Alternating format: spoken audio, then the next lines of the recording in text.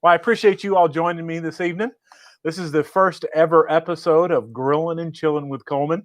Chillin with Coleman in the evenings, and I'm actually going to be trying to do one of these a month and go live. I get a lot of questions on my Facebook page and on my YouTube channel, asking me different questions about the setup out here and myself and kind of my history and what I've been doing and why I started this channel and those kind of things. So I'm going to spend some time this evening answering a few questions that I received that were sent to me. If you've got a question you'd like me to answer live, if you would type it, you can type it in the chat there. I've got it here open on my iPad.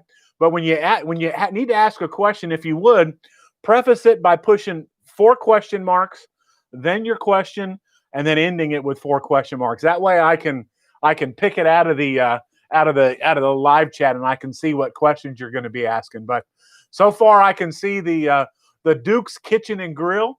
That's Doug and Tanya out there. Only got a few minutes, hitting the road again. Boy, you guys are busy.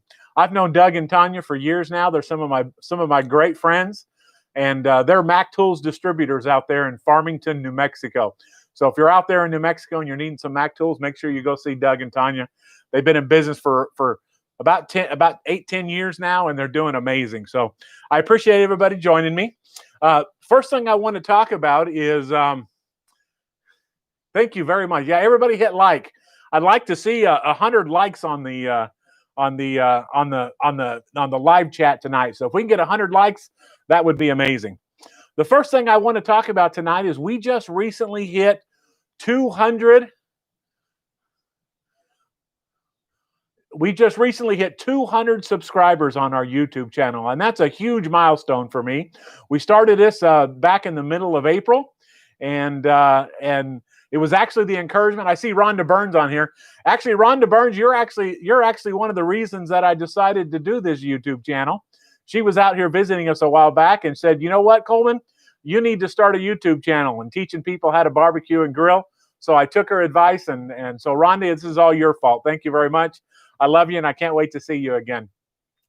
So we just recently hit 200 subscribers on the channel, and I'm trying to read the chat. Yay, thank you very much.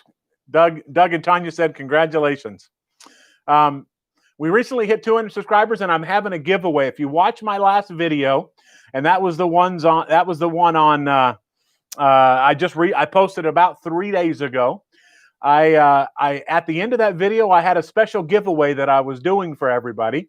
And if you went to my new website, and that website is www.grillinandchillinwithcoleman.com. If you went to my new website and clicked on the Contact Me, and then sent me your mailing address, I'd send you one of our new Grillin' and Chillin' stickers. So these are about a 3x3 sticker, sticky back. You can put these on your ice chest. You can put them on your, I actually have a couple of them on the refrigerators out here in the GNC kitchen. But send me your address at my website, and I'll send you out a sticker. And Doug and Tanya, I've got yours on the way. I wanted to order some special envelopes that would protect these, so those should be coming in another day or so, and then I'll get them sent out to you. So thank you for sending me that email. But again, if you have a question that you'd like to ask in the chat section, please preface it with 4 question marks, and then 4 question marks, then the question, and then 4 more question marks. That way I can pick it out of the chat and I can see it and make sure I get it answered for you live. But I did have several that were sent in to me. The Duke's Kitchen said, trade Coleman. What, you want to trade Coleman for what? I don't know what you're talking about. So one of the questions that was sent, I had a few of them that were sent over to my Facebook this week. And one of them was a good friend of mine. Her name is Ginger, lives out in New Mexico. She had a great question. She says, how do you keep shrimp from drying out and keep it from sticking to the grill when you're grilling shrimp? Now, I don't know about you guys, but I love grilling seafood. You can't see it behind me, but we actually live on a nice lake out here in North Texas. And we do a lot of fishing out here. And typically we do a lot of beer batter and deep frying our fish, but I sure love to cook fish and seafood out here in the GNC kitchen. if you can hear me okay, I need to adjust my volume. If you can hear me okay, give me a thumbs up in the comment and let me know you can hear me okay and that you can see me okay. But when you're grilling shrimp, the important thing to do is, if you're doing it on a charcoal grill or you're doing it on a gas grill, is to make sure that your grill is up to 400 degrees. When you're using a smoker like the Kamado Joe or a Weber, you need to make sure you get those temperatures up to about 400 degrees. And it's also a good idea to, when you're grilling shrimp, to try to get the larger shrimp. Get the larger ones so that they actually grill a lot better and stay a lot juicier. One of the best ways to grill shrimp is to put them on a skewer. And there's a couple different options. You can actually use the long metal skewers, not the thin ones that are round, because those shrimp will tend to flip and twist on those when you put them on the grill. But they have some that are actually a flat metal, and those will skewer a lot better. If you don't have those, you can use 2 wooden dowels and just stick them through the shrimp and use 2 of them to hold them on there. And what I typically do when I use the wood ones is I'll soak those for a few hours in some water to make sure they're nice and saturated before I put them on the grill. Then I'll put the shrimp on there, and then I like to coat them with a little olive oil, or actually I prefer avocado oil. And you'll see in a lot of my videos I use avocado oil quite a bit. And the reason I do that is it has a higher flash point than your typical oil does. So if you use something like canola oil or vegetable oil and you put that on the grill, that tends to flash off and smoke real fast, and it just burns up and kind of gives it a charred or a nasty flavor. So if you're going to use some oil on the grill, try to stick to something like avocado oil or olive oil. They have a higher flash temperature and they tend to do a lot better. I prefer the olive oil myself because it's even a higher flash point than is on the olive oil has. So I coat it a little bit in the olive oil, and then I'll put it on the grill, and I'll put it on each side, and I'll grill on each side for about 2 minutes apiece. So 2 minutes on one side and then 2 minutes on the other side. And while it's on there, I might even baste it with a little bit of melted butter with some garlic while it's on the grill on either side. Grill it for 2 minutes on either side, flip it over, grill it for 2 or 3 minutes on the other side, and then it's time to take it off. And the thing with shrimp is you really need to serve it pretty quick after you grill it. Get it off the grill, put whatever you're going to put on it, spices, seasonings, and then serve it up pretty quick. You don't want to let that stuff sit because it'll actually get a little tough on you. But some of the best things to coat it with afterwards is the butter and garlic. I really like that on my shrimp. It keeps it nice and simple. But I also use a lot of meat church rubs in my videos, and I'll put a link to that meat church stuff in the description below on this one. But you can find that on Amazon, and they've got one that's called the Voodoo, and it's a Cajun spice. It's really nice. I really like it, and I use it quite a bit if I want that Cajun seasoning, and it's got some great flavors in it. And so next time you cook fish or shrimp, try that Voodoo seasoning on there, and you'll like it real well. The second question she had is can you smoke shrimp, and can you smoke fish on the grill? And you certainly can, especially even on a gas grill. One of my previous videos, I did some. I think I did a chicken or chicken wings or something on the gas grill, and I added a little smoke. And what you do is you take a piece of aluminum foil and make a little tray out of it, or even make an envelope out of it. Take some wood chips and soak those overnight, or just even for a few hours in some water. Or you can even soak them in some apple cider. That works out real well as well. So soak them a little bit, put them in the envelope, seal that all up, and then set that right on the flames on your gas grill or your charcoal grill. Poke a few holes in the top of it with a fork, and that'll start smoking. Now, because we don't leave seafood on or fish on the grill very long, it's not going to soak up a lot, but it will soak up some. But chicken and fish tend to soak up smoke really well. So even the little bit of time that you're going to have it on the grill, and it'll be able to soak up some. So make one of those. I call them smoke bombs, and that's when you wrap them with aluminum foil and use them that way. So great question. Thank you. I've got a few questions that are coming in. Randy asked, I just got a new cast iron aluminum Dutch oven. Do I season it the same way that I do cast iron? Randy, great question. For those of you who know, I've been cooking with Dutch ovens for many years now. Started off when I was young with my grandparents and moved into the Boy Scouts, and I actually taught Dutch oven cooking for the Boy Scouts for many years. And I use a lot of them here. I got an 8, a 10, a 12, and a 14-inch Dutch oven. And Randy, I've got one of those aluminum Dutch ovens. As a matter of fact, I think you've cooked in it. So, but no, you don't need to season the aluminum Dutch oven. And also with those, you can treat them a little rougher than you can the cast iron. Where with cast iron, you don't want to use soap. You don't want to use any chemicals on it whatsoever when you clean it, because that stuff will soak into that metal, where aluminum doesn't do that. So you can treat those a little rougher, and you don't really need to treat those or put a seasoning on those. Great question. But Randy, get you some of that avocado oil. And I have a spray bottle. Some of you have seen it in my videos. I'll put a link to it below. I have a pump up bottle where you can put any kind of oil in there you want, pump it up, and then spray it on there. So before you use your Dutch oven each time, just take and spray the inside of it real good with some avocado oil, and it'll protect the inside and keep the food from sticking. So now a lot of you folks have been to the GNC kitchen and have been here and have even cooked with me and ate with me.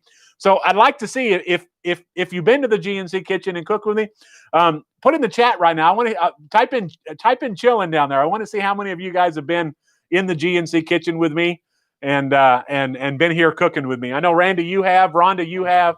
Doug and Tanya, we need to get you out here. I can't, nobody else is commenting. So Darren, Darren's on. Darren, hey, Darren's my very good friend from here locally. He and I cook quite a bit. And if you haven't gone on to my YouTube channel and checked out my playlists, Darren and I actually did a video together, one of the first videos we did, where Darren made some amazing butter pecan ice cream. And he made it because it's my favorite. And he came out and we started it off at his place at Grandpa Gieseman's kitchen, and started it off making it there. And then we brought it over here, and then he went ahead and put it in his ice cream machine here, and we made it up. So, but that was some amazing ice cream. Darren, thank you very much. And actually, that video is one of the most popular videos that we have on the channel. So it's a little long, but if you ever wanted to know anything about making homemade ice cream, that's a great video to watch. Plus, in the description, there's a couple ice cream makers and some items that I recommended you to get if you want to get into making some ice cream. Now, Darren wasn't willing to share all of his recipes with us, but he did share a lot of his tips and tricks, and I even put a couple ice cream kits that you can put in the description of that video. So check that out if you would. Taking a look at the likes. Make sure you hit that like button on this video. I like to get us up to 100 likes on this video. That'd be great. Any more questions? If you have a question, yeah, Randy, I see that here. You've been there, loved it. Randy and I did some Dutch oven cooking here a while back here in the GNC kitchen. And Randy, I think we made some smoked queso, made a pineapple upside down cake, and Randy made a couple cobblers. I think he made a blackberry cobbler and a cherry cobbler. If you would write it in the chat, Randy, to remind me what we made, because I can't remember what kind of cobblers we made. But we did make some queso and a pineapple upside down cake, and that thing turned out amazing. If you've never made one of those in a Dutch oven, I'm going to start making a few more videos here in the GNC kitchen using some Dutch oven stuff. And if you don't have one, a Dutch oven is a great item to have. I've been collecting them for years, and my wife gets mad at me because I have too many of them. Really, I have probably 50 cast iron skillets and probably 10 Dutch ovens. But love cooking in them. They're so versatile. Anything you can do in the oven in the house, you can do in a Dutch oven. And I did a review here a while back on the, Randy said, blackberry cobbler and pineapple upside down cake. And Darren said, we'll do another video and I'll share the recipe. I'm going to hold you to that. Darren. So that way, because people, I mean, that was some great ice cream. My wife actually, she got a little jealous because I got some of that butter pecan ice cream, and my wife's birthday came up about a month later, and she asked for some of Darren's ice cream, and he brought her some store-bought ice cream. I didn't even know Darren could buy store-bought ice cream. I thought maybe he burst into flames or something. But she's never let me forget that I got some homemade ice cream from Darren, and her first ice cream was store bought. But Darren did come back and make some homemade ice cream for her, and I actually snuck into it and ate some of it myself. So, but don't tell her that. We'll do another video. Okay, perfect. Let's go through a couple more questions that I've received. And again, if you have a question, if you would type in 4 question marks, the question, and then end it in the chat. Randy said, first time we were there from New Mexico, green chili chicken enchiladas. That's right. One of my favorite things to make in a Dutch oven is green chili chicken enchiladas, and it's a real simple recipe to make, but I guarantee you, once you make it, you'll never regret it. And Randy actually messaged me earlier and said that's going to be his inaugural meal that he's going to make in his Dutch oven when he gets back to his hermitage, his little cabin in the woods that he has. That's the first thing he's going to make is green chili chicken enchiladas. So I'll have to make a video on how to make those. It's a great dish and very flavorful and not real expensive to make, and it's real simple. So a couple of the other questions that I've received on some of my videos is if I could have only one grill, what would that one grill be? Those of you who have been here at the GNC Kitchen know that I got quite a few grills out here. I try on the channel to really grill and use different grills that other folks might have. So when I first started the channel, I just had my gas grill that you can see here behind me. I just had my gas grill that I got from Barbecue Galore, and you can see over here in the back I've got a Uni Pro pizza oven. Back over here I have my Kamado Joe Big Joe. But I needed to go out and buy something that more people actually grilled on, and so I went down and bought a Weber kettle. And I've actually done a couple of videos. I think I did one on chicken wings, and then I did the I think it was a tri-tip video that I did on the Weber kettle. But if I had to choose just one grill that I had to use forever, and if my budget was low, if my budget was say under $200, I think it would probably be the Weber kettle 22-inch if my budget was under $200. That is probably the most versatile grill out there. You can do low and slow. You can do 2-zone cooking. You can do hot and fast. You can put your Dutch oven in there. But Weber did an amazing job when they designed that Weber kettle. I see your question there, Darren, and we'll talk about that here in just a second.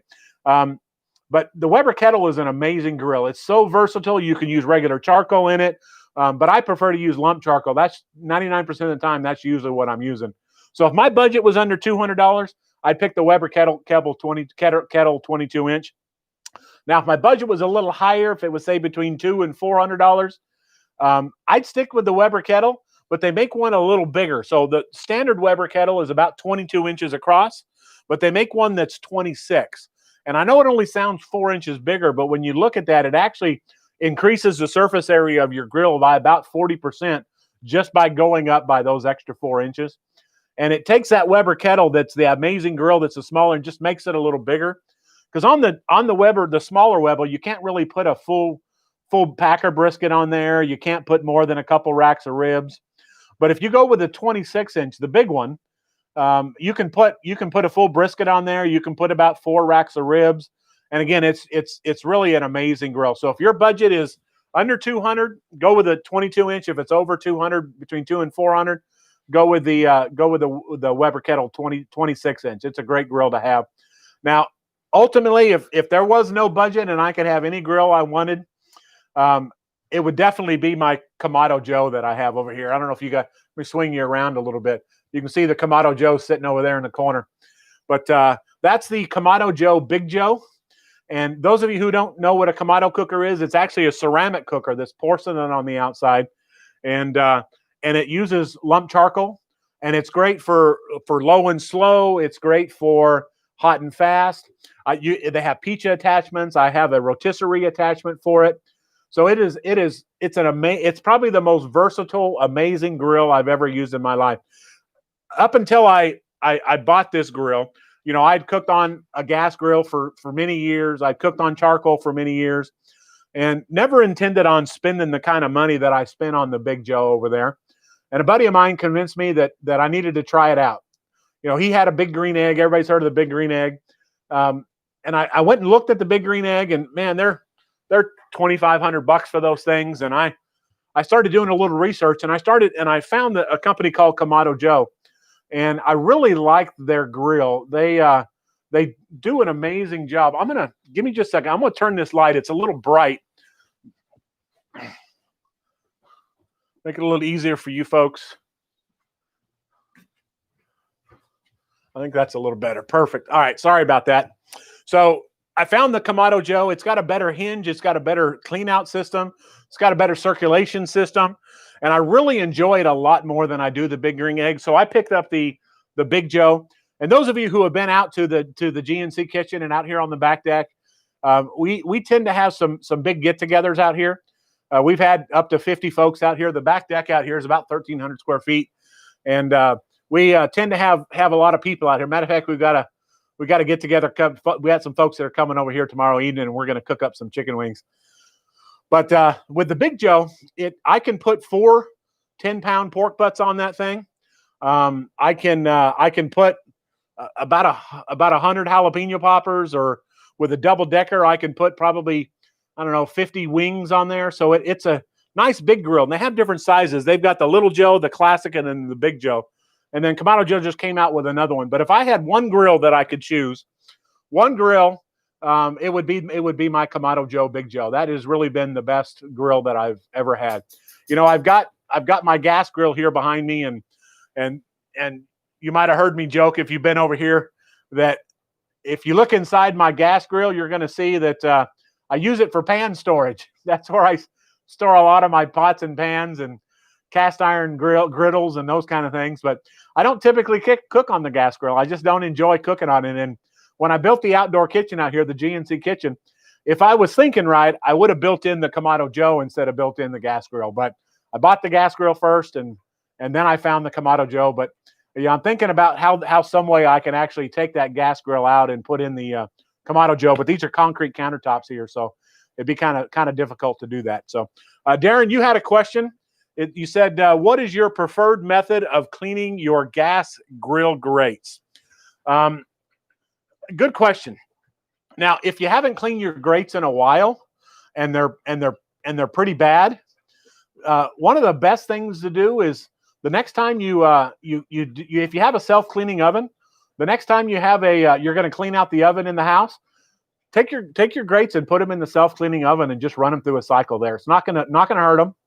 But it will turn all of that stuff that's on there down to ash and get it completely off and take you back to square one and help you get all that caked on stuff off there. Now, if it are not that bad and you just need to do some light cleaning, one of the things you need to avoid are these wire brushes. I don't know if you can see this, but these are wire bristles on my brush. You really want to avoid these. These have put a lot of people in the hospital, because what they'll do is they'll actually fall off and stick onto your grate, and then you'll put your food on there and you'll wind up eating and swallowing those metal bristles, and it'll work its way into the blood system, and it'll actually give you blood poisoning. And those things are actually pretty dangerous. So if you have one of these, I only keep it around for one reason. I like the scraper that's on here, and I like this bristle brush that's on here. But don't ever use the wire brush end on those things. They're not good for you at all. But this is the one that I use. It's actually wire that's wrapped around, kind of like a large spring. I don't know if you can see it. I'll get it a little closer. But this one, it works really well for cleaning your gas grates, and that's all one piece of wire. So there's not going to be any pieces that are going to fall off and come off and get in your food. So that's a good way to do it. But one of the best things out there that I found to clean your grill with is, of course, just once it's hot, take your brush and just brush it real good. But you got to get it pretty hot. I mean, you need to get it up 400 degrees plus, and then use your brush and scrape it off real good. You can also use some orange cleaner. You got to be real careful what you put on your grill. You want to make sure it's organic or it's green. And there's an orange cleaner out there that just uses orange oil, and it works real well for cutting the grease and those kind of things. You can also take those off and just soak them, fill up your ice chest full of water, throw them in your ice chest and just let them soak in there overnight, and it'll help soften that stuff up quite a bit. But that's typically what I do. Now, honestly, I don't get real concerned about cleaning the grates on my grill. Whenever I heat my grill up and I get it up to temperature, every time I'll run that brush over there and keep them really clean. And if you do that every time, then you really only need to get serious about it, twice a year. And then that's when that's when I throw them in the oven. Don't tell my wife that. She doesn't need to know that I throw them in the oven. But I just throw them in the oven and put it on a cleaning cycle. Speaking of that cleaning cycle, that's also a great way to restore your cast iron. So if you pick up a cast iron pot or pick up a cast iron Dutch oven, and it's got a lot of rust on it, or it's got just a lot of stuff caked on it, and you want to take it back to brand new, throw it in your oven and run it through the cleaning cycle, and then let it cool down in there. It'll knock all of that stuff off there.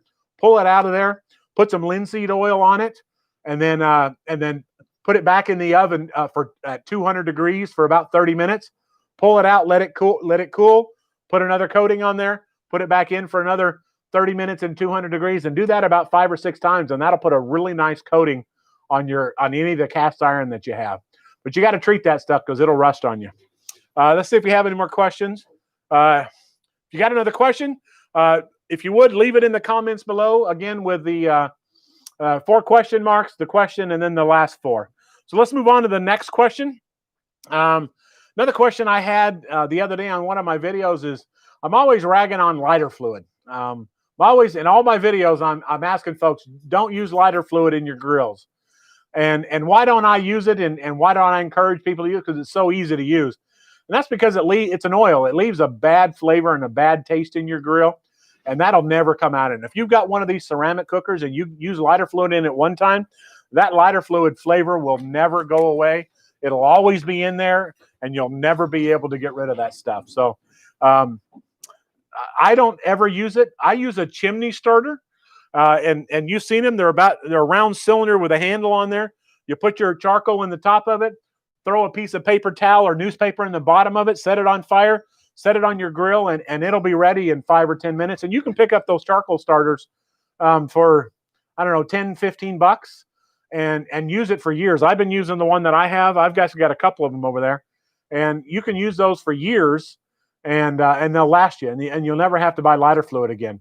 Another great way to do it that I use is, if you've seen in a lot of my videos, I use a propane torch.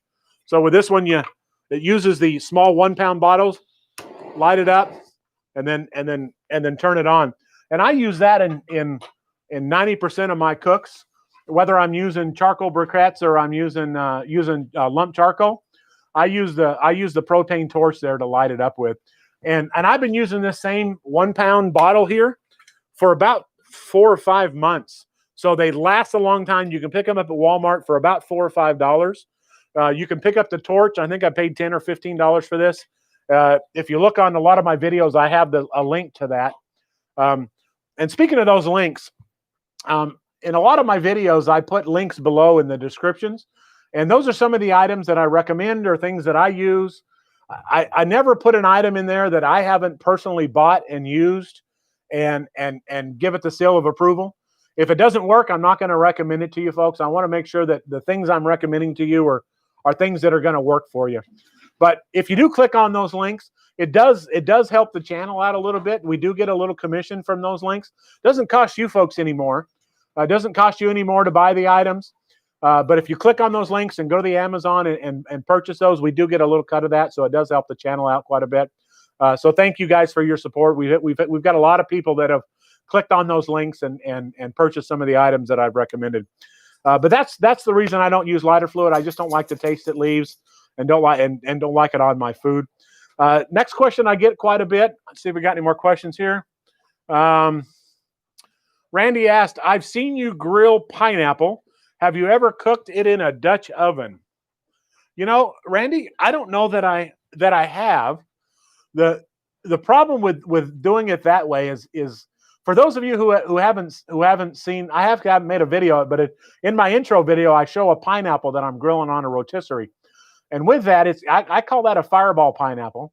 I take the pineapple and I skin it all the way, and then I put it in a Ziploc bag or a vacuum seal bag, and I'll pour about a half a cup of Fireball whiskey in there and let it sit overnight and let it marinate in that and soak that up inside.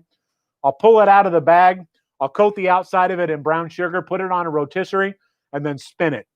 What you don't see is I have a drip pan underneath there where all that brown sugar is dripping and leaking off. And if I didn't have the drip pan, it would be all over the inside of my grill and get completely nasty because that sugar caramelizes and it's hard to clean off. So you could try it, Randy, but I don't know if I would, just because that sugar getting caramelized in there in your Dutch oven is going to be difficult to clean off. Now you might try it in your aluminum one, mainly because you can actually put water in that aluminum and let it sit overnight. It'll help dissolve some of that out there, where you can't do that with a cast iron Dutch oven. You don't want it to sit with water in it because those things will rust. But the aluminum, one of the benefits of that is you can let them soak overnight in water and it's not going to hurt them at all. So, hey, Randy, if you try it, let me know how it turns out. But do it the same way.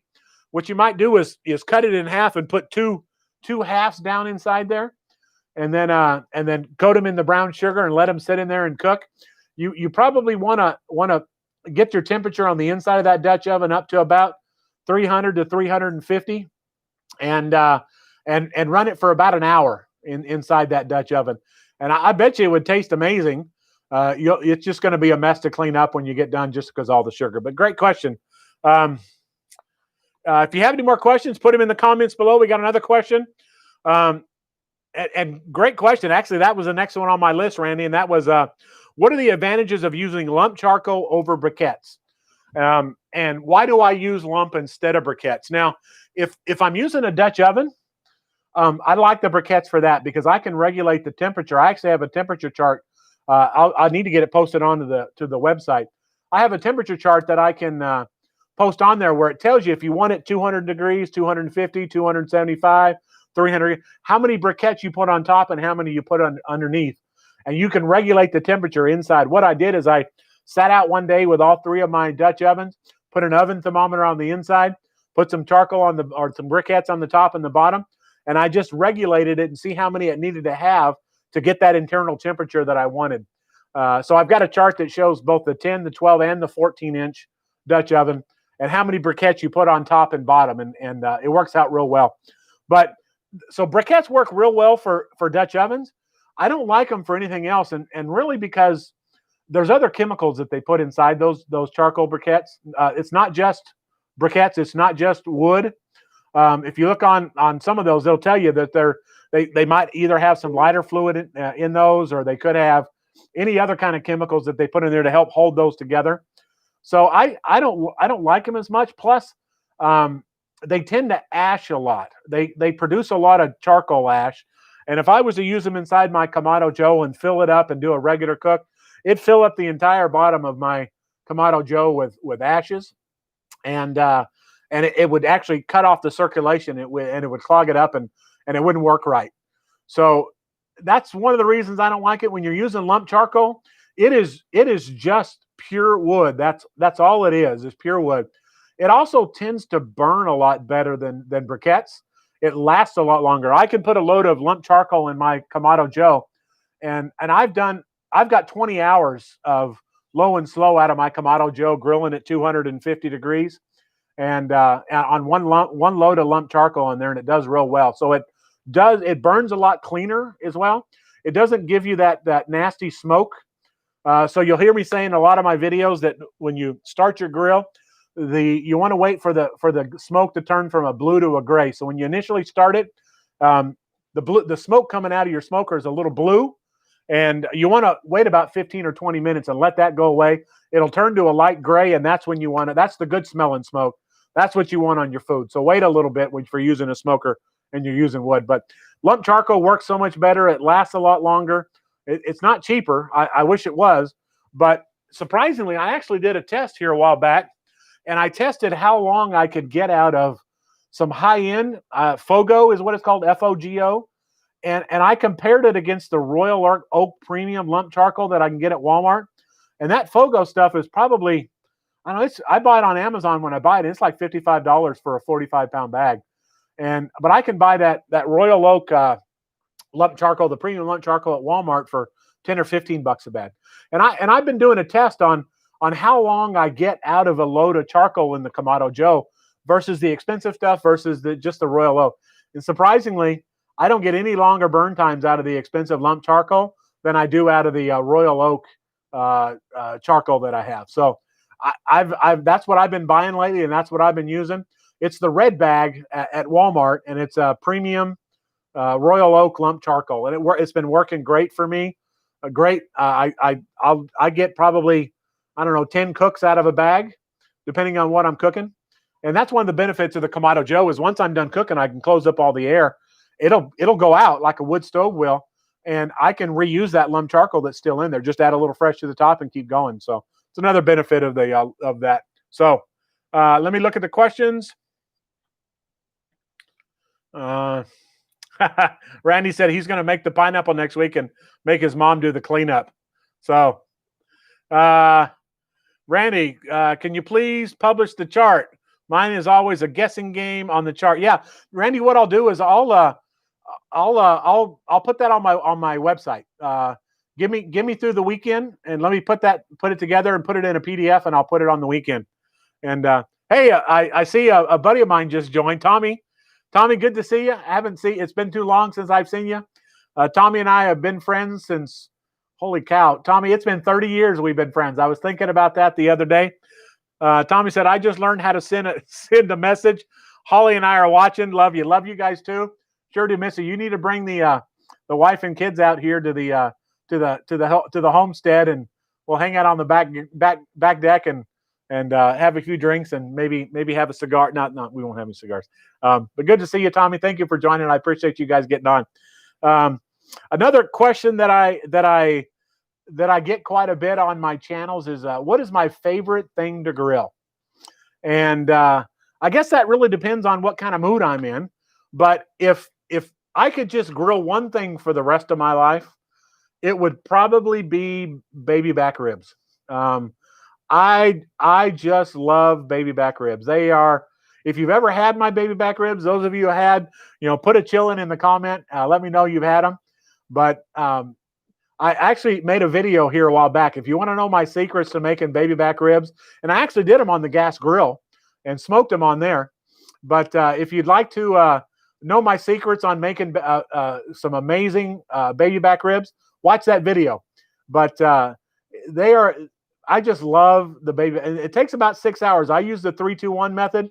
I won't go into that now, but if you watch that video, you can find out how I do that. But I'll tell you there what rubs I use, how long I leave them on, whether I wrap them or not. All the good information on making ribs, that's in there. But there's so many good things to grill and to smoke. I love chicken wings and if you haven't had a chance to watch my steak video, if you start making steaks the way that I show you in that video, you'll never want to eat a steak anywhere else. I use a reverse sear method, and check out that video. I've got it in the playlist. Go on there and take a look. I actually did that on I think I did it on the Kamado Joe, but any charcoal grill or any gas grill will work just using that same method. But steaks are amazing. My wife, she complains now. We used to go out and eat steaks, but we don't do it anymore because they never turn out as well as they do when we do it here in the GNC kitchen. Got a few more questions here. I have a pork butt in the fridge to smoke. How would you season it? Time and temp. Good question, Tommy. So pork butts is another great thing that I use to season them with. I actually I like to inject mine. So I'll take it and I'll trim all the excess fat off the outside, and then I inject it with a mixture of like apple juice, a little apple cider vinegar, some meat church rub, and I'll talk about that rub here in just a second, and then some and some water, and then I inject it. Put about a cup of liquid inside there. Inject it really good. Let it sit for a little while, and then I use a rub called Meat Church. That's the brand name, and the rub that they have is called Honey Bacon Barbecue, and it's a company here in Texas, and it's got because pork really needs a sweet flavor. That's typically the pulled pork flavor you want to go after is a sweet flavor. But use that honey bacon barbecue rub. Put a nice coating of it on the outside. Let it sit for a few minutes and sweat in. And then I'll get my grill to 250 degrees, and I'll put the pork butt on there, and I'll leave it on the smoker, depending on how big it is. I'll leave it on the smoker till it gets about to 165 degrees internal temperature. And you can either use an internal probe for doing that, or you can use your Instapin to check those. But get it to 165 degrees, and then pull it. And then you want to wrap it in aluminum foil. Wrap it up real good in foil. Get a good coating on there, and put the shiny side in when you do that aluminum foil. It helps radiate that heat and actually turns it into a convection oven. Because at 165, it's actually done, but it's just not tender. So this last step that you do when you put it in there, you put that shiny side in, it turns it into a convection oven and gets it really tender so it'll pull apart. So wrap it up, put it back on the grill at 250 degrees. And you want to leave it on there till the internal temperature is about 205. The best way to check that is to take your instant read thermometer, and you want to poke it into the pulled pork. And when it goes in like a done baked potato with just very little resistance, but it's about 205 that I leave it in there. But everyone's different. Sometimes it's 195, sometimes it's 210. So it's really by feel, but 205 is a good number to leave it on. Then pull it out of your smoker, off your grill, wrap it in your wife's favorite. I know Holly will love this.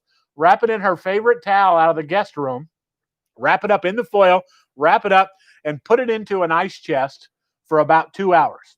Now, an empty ice chest, no water in it, no ice in there, just an empty ice chest. So wrap it up in a towel and stick it in. I've got a couple Yetis sitting over here, and I just stick it inside an ice chest with the lid closed for 2 hours. And it'll cool down to about 180 degrees in that 2 hours, not very much. And then at that point, then I take it out and I pull it. And surprisingly, I actually prefer to.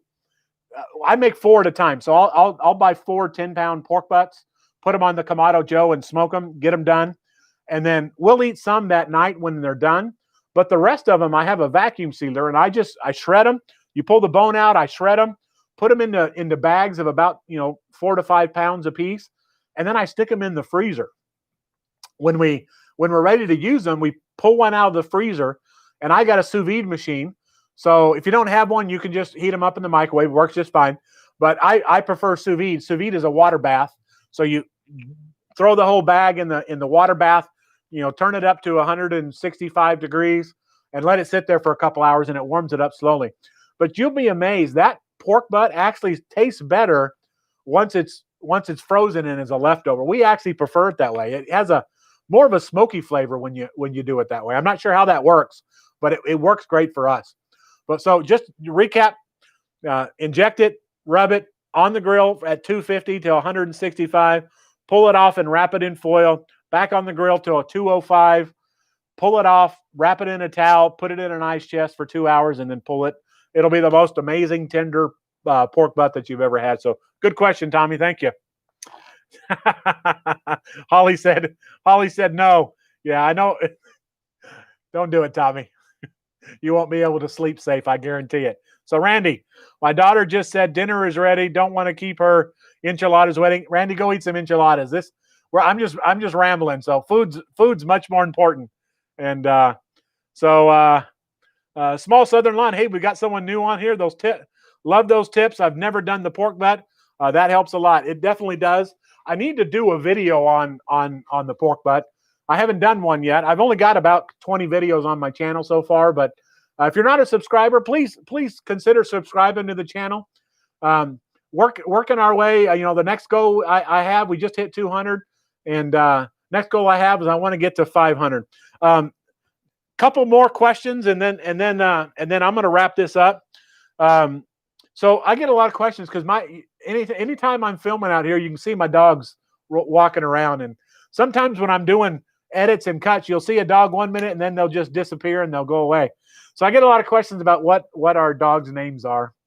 And my wife and I have this thing we do. Is that light? That light is just awful bright. Let me change this light. Give me just a second. Let me turn that light away. I think that a little better? So we like to name all of our animals after alcohol. And so anytime we get a new animal, we always go down to the liquor store and walk around man, you find some interesting names. So we've got 3 dogs. First dog is a rescue English Mastiff Rhodesian Ridgeback mix, and her name is Shinerbach. And then we have a boxer that was a rescue out of Albuquerque, and her name is Paloma, and she's the new one to the pack.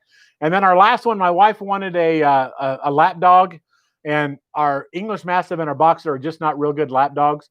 So she got a half Shih Tzu, half Jack Russell. So I call it a Jack shit, and she didn't like that very much. I hope she's not watching. I don't think she's on, but so that's her Jack shit, and her name is Chardonnay. So those are our 3 dogs. Those of you who know us, we just lost one of our dogs a few months ago. He was our bull mastiff, and out here where we live, we've got a really bad problem with feral hogs. And he and one of my boxers got out a year ago, and they wound up killing my boxer, and he wound up with 250 stitches and 3 hours of surgery. Well, he wound up getting an infection, and we lost him a few months ago. So his name was Lager. He was my big boy. He was a bull mastiff, weighed about 175 pounds, but it was sad. We lost him, but we love our big dogs. But those are the names of our dogs. You'll see them a lot in the video, and they love it because they like to get the taste test and stuff. Last question is, in my videos, why do I always wear sunglasses? Because you can never see my eyes when I'm cooking, and that's because these are those auto darkening sunglasses, and I need to get another pair so you guys can actually see my face a little bit more. But we're out here in the dark now, so they're not turning dark. So, but that's the last question. I'm going to check. I don't see any more questions on the feed, but thank you guys for joining me. Again, I want to remind you, if you haven't subscribed to my channel, please do that. I'd love to have you guys on here, and leave some comments below here. If you'd like to see me cook something, leave comments below and let me know what you'd like to see me cook. But as a reminder, if you want one of the Grillin' and Chillin' stickers, which I don't know why you would, because all it has is a picture of me with next to my Kamado Joe. But if you want one of these stickers, go to my website, which is www.grillinandchillinwithcoleman.com. Go to the Contact Us page. Send me an email. Just send me your address, and I'll even pay for the shipping. Don't worry about it. And I'll send one of these or 2 of these. Just let me know how many you want, and I'll send one of these out to you. So I appreciate you all joining me this evening here in the GNC kitchen. I really had a lot of fun. I don't see any more questions coming in. So I'm gonna sign off. Thank you very much again. I'm gonna try to do these probably once a month. So if you can join us on the next one, I'll send out a notice and make sure we get that scheduled. So thank you for joining me in the GNC kitchen. I always appreciate you guys joining me on my recipes and my cooks. But y'all go grill something.